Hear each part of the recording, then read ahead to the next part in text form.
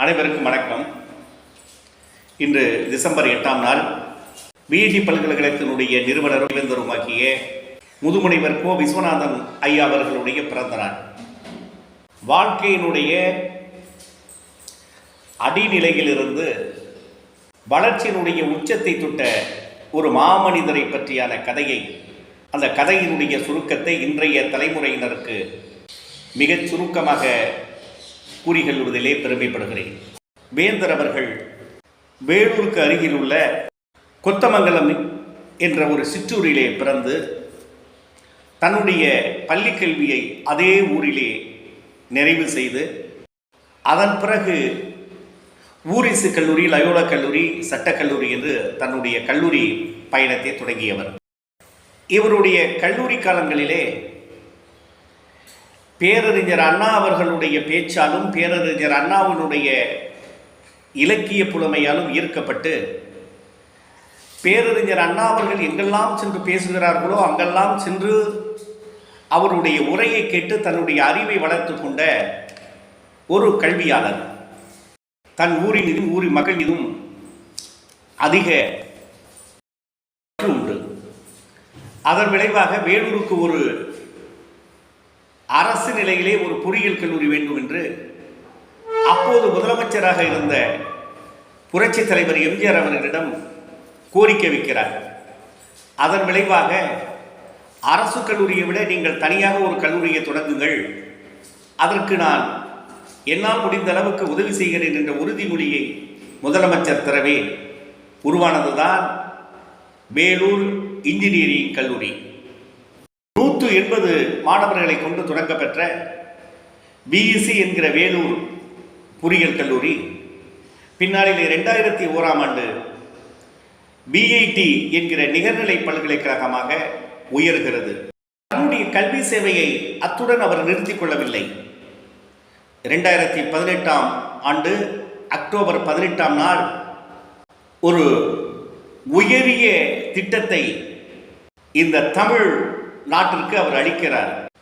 அதாவது அனைவருக்குமான உயர்கல்வி திட்டம். அது ஸ்டார்ஸ் என்கிற அந்த திட்டத்தின் மூலம் 100 விழுக்காடு உதவியுடன் மிக ஏழ்மையாக தன்னுடைய கல்வியை தொடர முடியாமல் நிலையில் இருக்கிற மாணவர்களை அனைத்து உதவிகளும் செய்து தன்னுடைய கல்லூரியிலே சேர்த்து படிக்க வைக்கிற திட்டம்தான் அது.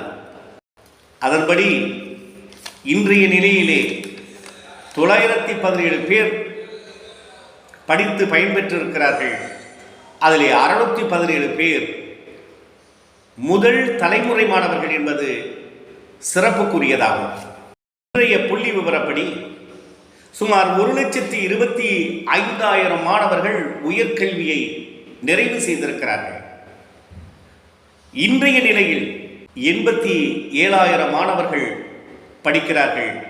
84 நாடுகளிலிருந்து மாணவர்கள் இங்கே தங்கி படிக்கிறார்கள் என்பதுதான் வேலூர் பல்கலைக்கழகத்தினுடைய நிகர்நிலை பல்கலைக்கழகத்தினுடைய சிறப்பு.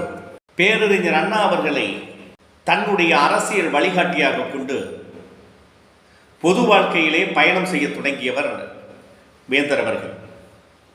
1967ஆம் ஆண்டு முதலிலே திராவிட முன்னேற்றக் கழகம் தேர்தல் களம் கண்டபோது பந்தவாசி தொகுதியினுடைய பாராளுமன்ற உறுப்பினராக டெல்லி சென்றவர். 1980ஆம் ஆண்டு அண்ணா திமுகவினுடைய வேட்பாளராக அணைக்கட்டு தொகுதியிலே போட்டியிட்டு வென்றவர். 1991ஆம் ஆண்டு அதே அண்ணா திராவிட முன்னேற்ற கழகத்தின் சார்பிலே ஆற்காடு தொகுதியினுடைய வேட்பாளராக நிறுத்தப்பட்டு சுமார் 60,000 வாக்குகள் வித்தியாசத்திலே வென்று சட்டசபைக்கு சென்றார். தமிழ்நாட்டினுடைய அமைச்சராக நியமிக்கப்பட்டார். தாய் மொழியின் மீதும் தாய் நாட்டின் மீதும் பற்று கொண்ட வேந்தர் அவர்கள் பாவேந்தருடைய நினைவாக தமிழியக்கம் என்ற ஒரு பேர் இயக்கத்தை தமிழுக்கு தொண்டு செய்வதற்காக தொடங்குகிறார்.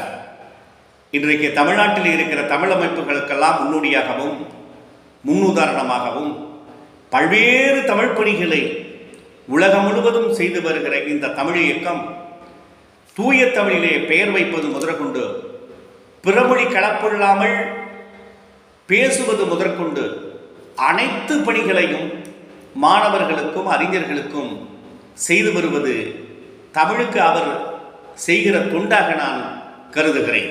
வேலூர் பல்கலைக்கழகத்தினுடைய வளாகத்திலே செந்தமிழ் திருத்தேர் தூய தமிழ் மாணவருடைய அமைப்பு மாணவர்கள் 100 பேரை இணைத்து 3 நாள் தூய தமிழ் பயிலரங்கத்தை மிக வெற்றிகரமாக நடத்தியது.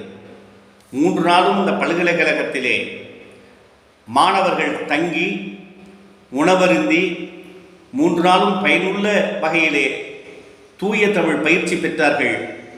100 பேருக்கும் சான்றிதழ்கள் வழங்கப்பட்டன.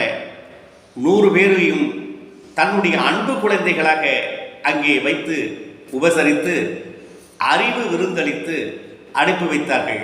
அந்த 100 மாணவர்களும் இன்று ஆயிரக்கணக்கான தூய தமிழ் மாணவர்களை உருவாக்கி கொண்டிருக்கிறார்கள் என்பதை அவருடைய தமிழ் பணிக்கு முத்தாய்ப்பாக நான் கூறலாம்.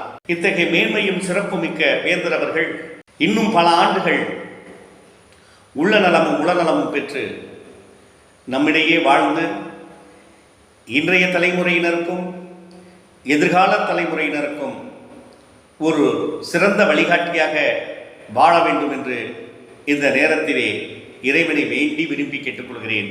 நன்றி, வணக்கம்.